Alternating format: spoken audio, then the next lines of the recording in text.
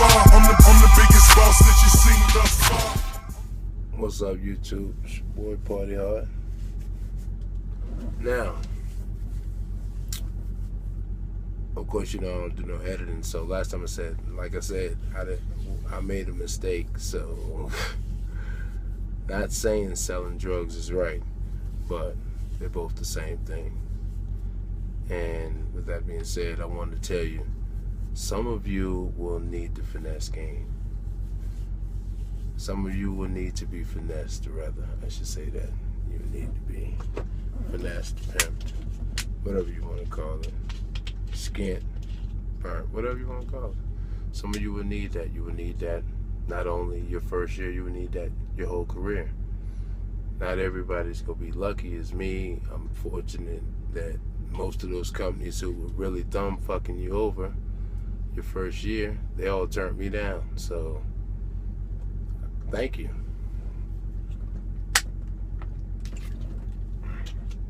I don't get me wrong, if they wouldn't have turned me down, I would have never found Abilene and knew that it was better to go with a smaller company, let's just say a larger mega trucking companies, because they're all ran by lawyers. And it's not even the same no more. But like I said, some of you will need the finesse game. You'll need that to get along. Just like in the streets, not everybody had keys. Not everybody passed out packs. Not everybody could get to that level. Just like not everybody will get their own authority. Not everybody will become an owner operator. Not everybody will do, I ain't gonna call that out, but not everybody will be owner operator. Not everybody will get their own authority. It's the same shit. So think about where you were at in the streets. It's pretty much where you're gonna be at here. Real talk.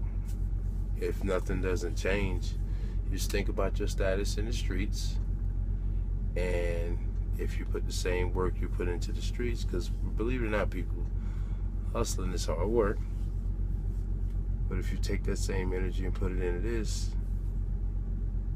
you'll be at the same level. If you put more, it could be more, but it's all about your drive. You know, that has a lot to do. That's the main part of it.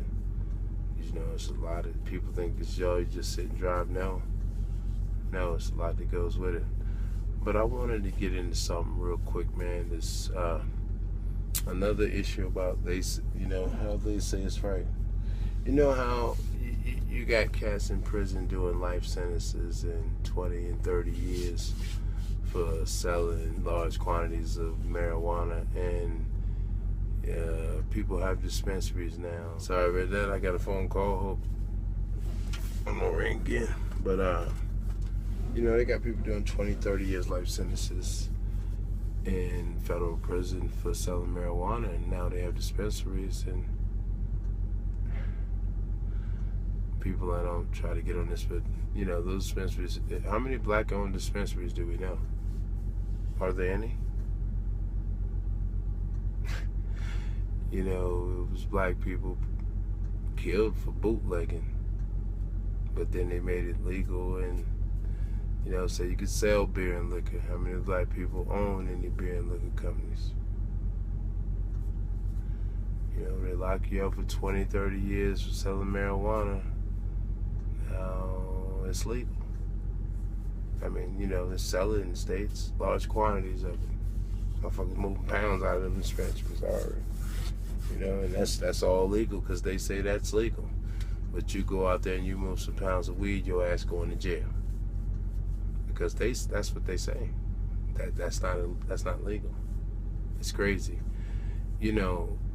Something square average everyday people don't know. And you see something that's becoming more and more, it's bigger and bigger.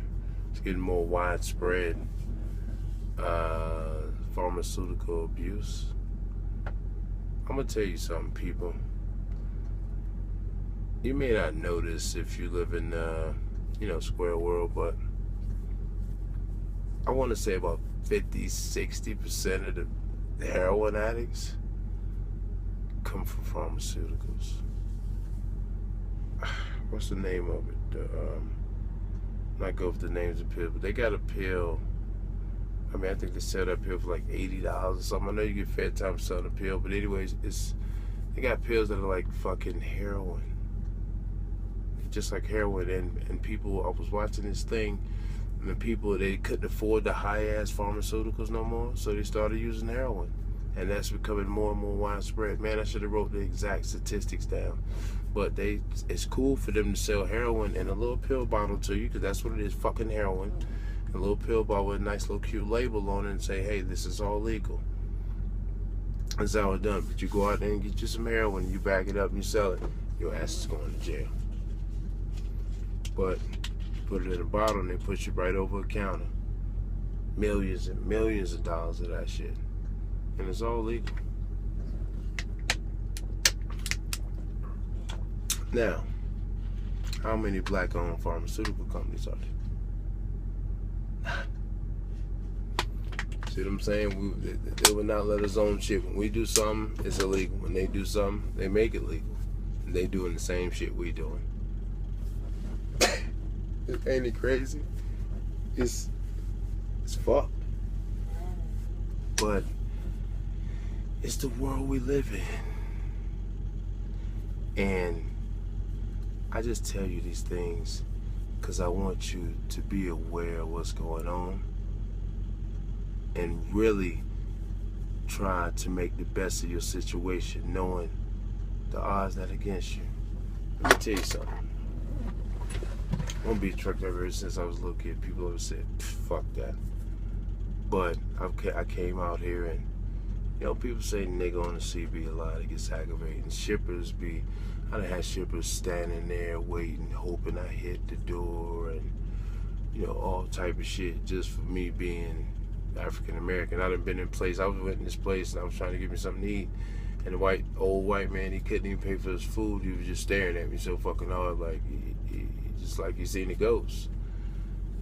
But with all that shit right there, on the flip side, me and my girl had an awesome time out there riding out here this year, and I've been to states I've never seen in my life. I had my youngest daughter on the truck, and she rode with me. And I had both of my kids when I was in Connecticut on my truck, and was able to come to my truck and hang out with me. And I'm able to do things for them that I couldn't do, and I don't have to go to jail. So, I mean, I know what the odds are, and I know what's out there, and I know the things that go on every day and the things that are done, but I don't dwell on it. I'm aware of it, but I do what I gotta do to maneuver within their system and what they say is legal. This is what they say. Look, there's so much shit we could get into, the way rich people got their property structured and the way it's legally. Oh man, it's just so much stuff that's legal, but it's really crooked as fuck, but they just got it the way it's legal. And the whole name of the game is, people, let me tell you something. We have to learn the rich people's game. They know how to do all this slick shit. They know how to do all this slick shit and get away with it, man. You go bag up some heroin and go out there and sell it, they go lock your motherfucking ass up. But they put it in little pill bottles and they got it FDA approved, and they push that motherfucker out by the tons. By the tons. And it's all legal. They got dispensaries now where they just push marijuana over the counter. Pounds and pounds. You go get a pound of weed and sell, they lock your fucking ass up. Ain't it crazy? It's crazy. But the thing is, they allow you to maneuver in the system, but you got to maneuver within the parameters. You got to stay within the parameters of the system, people, in order to stay out and stay free. Because when I tell y'all stay sucker free, I mean stay sucker free, man. It's hard to stay sucker free in the lollipop factory. There's lollipop head niggas walking around every motherfucking day, man. You got to duck and dodge them. It's a full-time job. Staying sucker free is a full-time job, and that's what you got to do. And getting caught up and dwelling on it and running around with the pity pot, mad black man rapper face, it ain't gonna work for you. What you do is, you go, when they stand out there and they watch them docs, You get out, you look, you check your shit, and you make sure you get that motherfucker in there. When they come and ask you why something late and you know it's not your fault, you make sure you covered your ass and break it down to them why. When they get smart with you about something not being done right and they did it wrong, you politely break it down to them and get their mind right. See, that's how you do that, because you can get you some money. But remember what I said. Some people will need the finesse game. They need it from their rookie year to the time they retire. I want to shout out my man Charlamagne Mathis. Came on over here to Abilene. He showed your boy a little bit of love. I know some of y'all done slid over here and they showed the boy some love. It's all good. It's just the type of niggas you are. And the ones who didn't, you watch these videos, just let you know, man, you got that Jim Crow disease. And I'm sure you don't even understand what that is. But yeah, that Jim Crow got you fucked up. And you don't even know what it is. That's what makes it even worse. That's what makes you even more fucked up. But it's all good. Shout out my man Charlamagne Mathis in stage 2. Running that road, I think he done passed me. I just got over into Texas here. So we're gonna get up in the morning, Key. We go push out about 7. Kiki, you up, babe? Nah, she out like a light. She did good today, y'all. She did good. She ran like 7 hours. She did real good. I'm proud of her. She coming right along.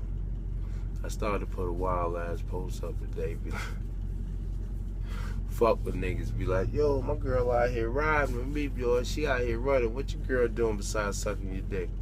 That would've been fucked up, right? Nah, I'm just bullshitting. Yo, it's your boy Party Hard. Y'all remember this, man. Some of y'all gonna need the finesse game. So don't get caught up. And not everybody gonna be blessed to come over to Abilene. I was one of the blessed ones to get in this motherfucker. And I was one of the blessed ones to get this big ass truck I got. Oh yeah. I appreciate it.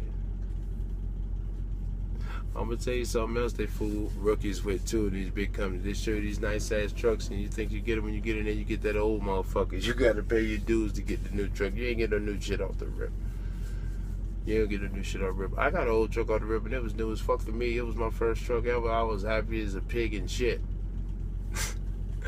I ain't gonna hold you up. This your boy Party Hard. Y'all stay safe, stay sucker free.